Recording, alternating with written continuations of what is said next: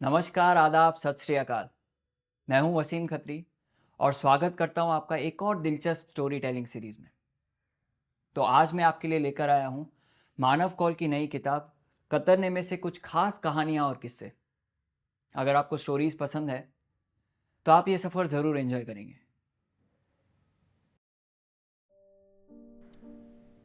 वो नहा कर निकली थी।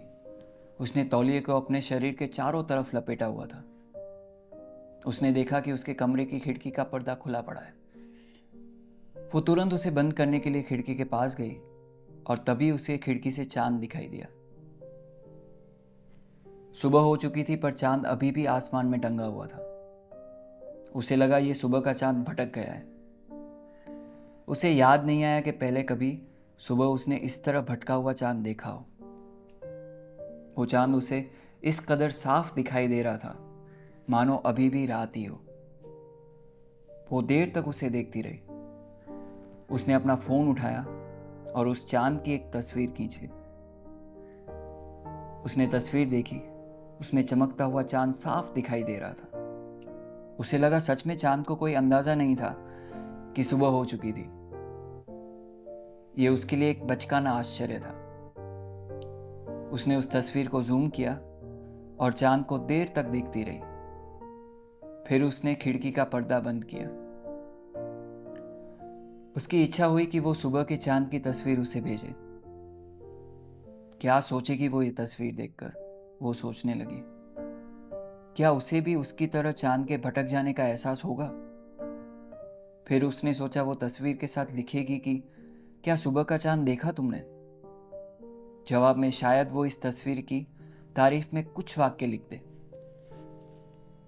उसने उसका जवाब बड़बड़ाया। चांद की नींद देर से खुली है शायद। फुसफुसाते हुए शब्द ज्यों ही उसके मुंह से निकले, उसे उसका चेहरा याद हो आया। वो आईने के सामने आकर खड़ी हो गई थी। वो खुद को देखने लगी। वो आज कुछ अलग लग रही थी। उसने चांद की तस्वीर उसे भेजी पर कुछ लिखा नहीं। फिर वो उसके जवाब का इंतजार करने लगी। जब देर तक उसका कोई जवाब नहीं आया तो उसने उदास होकर खुद की शक्ल आईने में देखी। वो उस उदासी में भी बहुत उदास नहीं लग रही थी। उसने तौलिया अपने शरीर से अलग किया। उसे आज अपना शरीर भी बहुत अलग लग रहा था। वो कुछ कदम आईने के पास चली गई। उसने खुद को कभी भी बिना कपड़ों के इस तरह निहारा नहीं था। उसने अपनी एक तस्वीर ले ली। उसने जूम करके देखा तो उसके चेहरे की उदासी उसे साफ दिखाई दे गई। उसने उस तस्वीर को डिलीट कर दिया। फिर उसने दूसरी तस्वीर खींची। इस बार वो मुस्कुरा रही थी। फिर उसने तस्वीर जूम की। गीले बालों से घिरे चेहरे पर मुस्कुराहट उसे अच्छी लग रही थी। फिर उसने तस्वीर को क्रॉप किया। नग्न शरीर हटाकर उस तस्वीर में उसने सिर्फ मुस्कुराता चेहरा ही रहने दिया। कुछ देर सोचने के बाद उसने अपने मुस्कुराते चेहरे की तस्वीर भी उसे भेज दी। फिर तुरंत उसने अपने फोन को खुद से अलग किया और जल्दी से कपड़े पहनने लगी। तभी उसके फोन पर मैसेज की घंटी बजी। नोटिफिकेशन में ऊपर ही चमकता हुआ उसका नाम उसे दिखा। असल चांद तो दूसरी तस्वीर में दिख रहा है। तुम्हें पता है ना कि तुम बहुत सुंदर हो, मैसेज में लिखा था। वो फुसफुसाते हुए उस मैसेज को बार बार पढ़ने लगी थी और उसे अपने पढ़ने में उसकी आवाज़ सुनाई देने लगी थी। तुम्हें पता है ना कि तुम बहुत सुंदर हो। उसे पता था कि अगर वो उसके पास होती तो वो कैसे बोलती ये वाक्य। उसने मन में अपना जवाब दोहराया, तुम्हारी जितनी सुंदर नहीं हूं मैं। पर वो उसे मैसेज में लिख नहीं पाई। उसने फिर दोहराया, तुम्हारी जितनी सुंदर नहीं हूं मैं। पर फिर उसे लिख नहीं पाई। उसने अपने फोन को दूर रख दिया। कपड़े पहनकर उसने खिड़की का पर्दा खोला। सुबह का उजाला चारों तरफ फैल चुका था। चांद इतना धुंधला हो चला था कि अब उसका दिखना और नहीं दिखना एक ही बराबर था।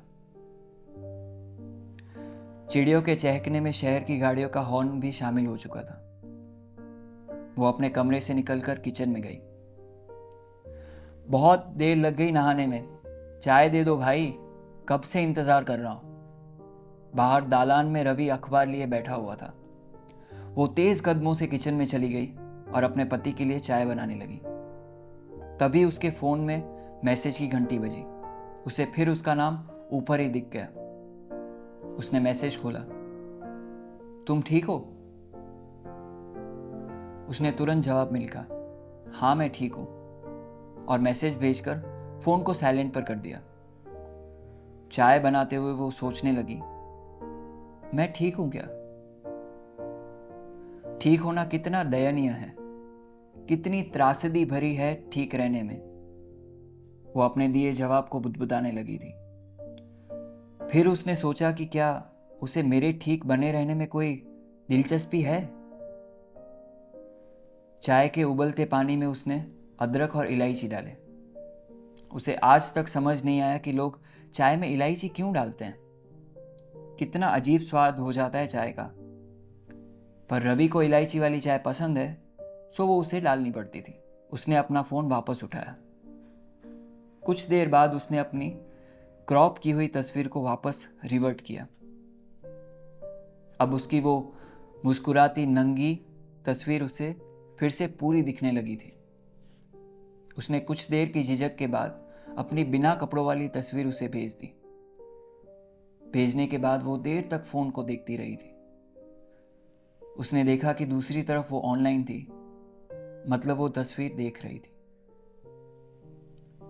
पर वो कोई जवाब नहीं दे रही थी। उसने टाइप किया कि क्या हुआ, तस्वीर ठीक नहीं लगी? पर यह मैसेज वो भेज नहीं पाई। उसने देखा कि वो ऑनलाइन से ऑफलाइन हो गई थी। चाय बन गई? बाहर से रवि की आवाज आई थी। उसने गैस पर रखी हुई चाय को देखा। चाय जल चुकी थी। उसने तुरंत एक कप पानी उस जली हुई चाय में डाल दिया, फिर थोड़ा दूध डाला और एक उबाल देकर उसे छान लिया। चाय आते ही रवि ने अखबार को बगल में रख दिया और चाय का एक घूंट लिया। वाह, आज तुमने सबसे अच्छी चाय बनाई है। रवि की तरफ देखकर उसने मुस्कुरा दिया और तुरंत किचन में वापस आ गई। उसने फोन देखा तो वहां किसी का कोई जवाब नहीं आया था। उसका लिखा हुआ क्या ये तस्वीर ठीक नहीं लगी मैसेज की चैट में बिना भेजे उसे पड़ा दिख रहा था। उसने सेंड का बटन दबाया और उस मैसेज को भेज दिया। उसे इस वक्त वो चांद याद नहीं था जिसे सुबह सुबह देखकर वो खुश हो गई थी। उसे इस वक्त हफ्ते भर पहले बिताई वो दोपहर याद नहीं थी जिसमें वो उसके जिस्म से चिपकी पड़ी थी। क्या सोच रही होगी वो? रवि क्या सोचेगा अगर मैंने उसकी चाय में इलायची नहीं डाली तो? मेरे पिता को कैसा लगता अगर मैं शादी के लिए मना कर देती? मेरी माँ क्यों मेरी हर पक्की सहेली से चिढ़ती थी? क्या मैं इलायची वाली चाय पीने लगी हूँ? क्या मैं बेडरूम में रवि को कभी मना नहीं कर पाती हूँ? उसने अपने कानों पर हाथ रखा, पर भीतर से उठ रही आवाजें शांत होने का नाम ही नहीं ले रही थी। कप ले जाओ भाई, रवि की आवाज आई। वो कप लेने के लिए किचन से निकलने को हुई, तभी उसका फोन वाइब्रेट हुआ। उसने देखा कि उसी का नाम चमक रहा था। उसके सारे सवाल, वो सारी आवाजें उसके दिमाग से ऐसे गायब हो गए मानो वो सारे सवाल कबूतर हो और उसका मैसेज वो तेज बजाई हुई ताली जिससे डरकर वो सारे कबूतर उड़ गए। उसने मैसेज नहीं देखा। वो चाय का कप लेने दालान में चली गई थी। दालान में रवि ने उसे अपने पास बिठा लिया था। वो फिर अपने भविष्य की बातें उससे करना चाहता था। वो चाय का खाली कप लिए रवि के बगल में बैठ गई थी। रवि की बातों में उसे लगने लगा था कि कबूतर उड़कर वापस आ रहे थे। उसे वापस अपने गायब हो चुके सवालों का फड़फड़ाना सुनाई देने लगा था। उन आवाजों की घुटरगू उसके कानों में बजने लगी थी। जब उसके भीतर कबूतरों की भीड़ जमा हो गई तो उसने अचानक बहुत जोर से ताली पीट दी थी।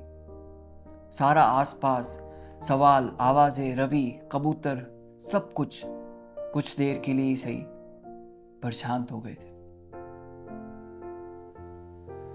वो शांति में सुबह दिख रहे बचकाने चांद से कुछ सांस आश्चर्य के ले रही थी। फिर सारा का सारा असल जीवन वापस अपने शोर में उसे निगल रहा था, मानो सुबह का चांद महज एक छलावा हो।